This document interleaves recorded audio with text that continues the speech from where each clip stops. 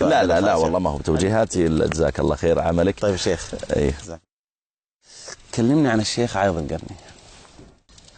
والله يا أخي الكلام عن الشيخ عايض كلام يعني هو رجل كبر سنه والشيخ عايض ورق عظمه واحدودب ظهره، وأظنه اقتربت منيته، ومن ينظر إليه يرى الموت يلمح بين عينيه سبحان الله في كل ساعة. حتى أنت لما قلت أن السنة الجاية فيها سواعد الإخاء باجتماعكم كنت أظن أن الشيخ عايض لن يحضر، بل لو كنت أعلم الغيب. حنعيد كسر الكاميرا ارميها في البحر. اني بديت انظم قصيده وبنزلها فيه. لا لا لا والله لا صدق. لا هذا وانا ما بعد هجاء مر.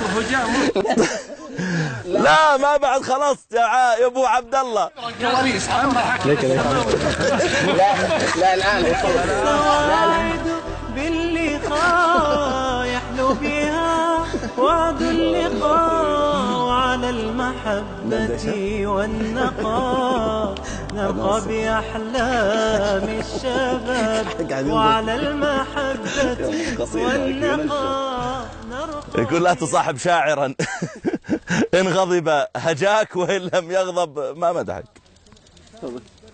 خلاص سلام. تفضل. والله يا أخي أبو عبد الله الشيخ أيضا عرفته من أيام دخول الجامعة، يعني يمكن من عام 408 9 يعني توافق 88 ميلادي و89.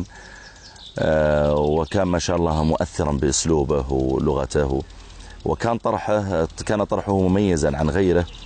الرجل جمع ما بين العلم والأدب، وبالتالي ربط الجيل الجديد بالأبيات الأدبية والكلمات المتعلقة بها. يعني حتى أذكر وأنا تلك الأيام ربما عمري 18 سنة لا يزال، يعني كنا نحاول أن نقلده في أداء الأبيات.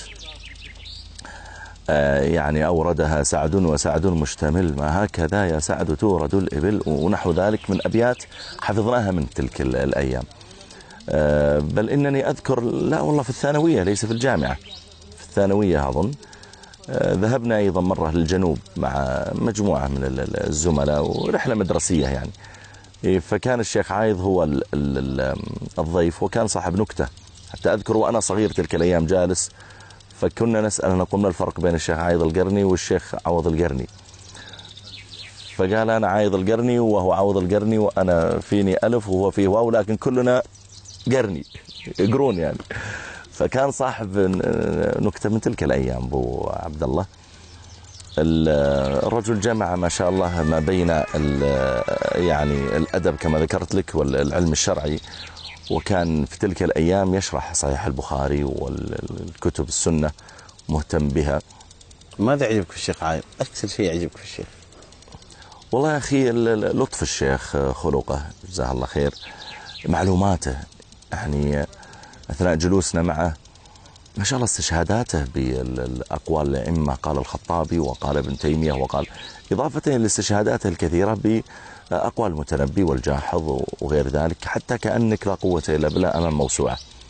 فأنا يعني ربما هذه أول مرة أجلس معه جلسة طويلة. كنت تعرف أحيانا جلستك معه في غداء أو عشاء ويكون ربما نصف ساعة ساعة الجلسة كلها، ومع وجود الناس وهذا يسلم وهذا يجلس ما هو الوضع غير مرتب. لكن جلسة مثل هذه الآن احنا الساعة مثل 10 صباحا نجلس إلى الساعة 1 ظهرا 3 ساعات، يستبين لك فعلا من الرجل قدراته ومعلوماته، وعسى الله أن يحفظه. وأيضا الشيخ جزاه الله خير نشيط في الدعوة. أنا أشوف أحيانا أذهب مثلا الجدة، أذهب إلى كذا إلى أي مكان فأصلي في مسجد تجد إعلان لمحاضرة للشيخ.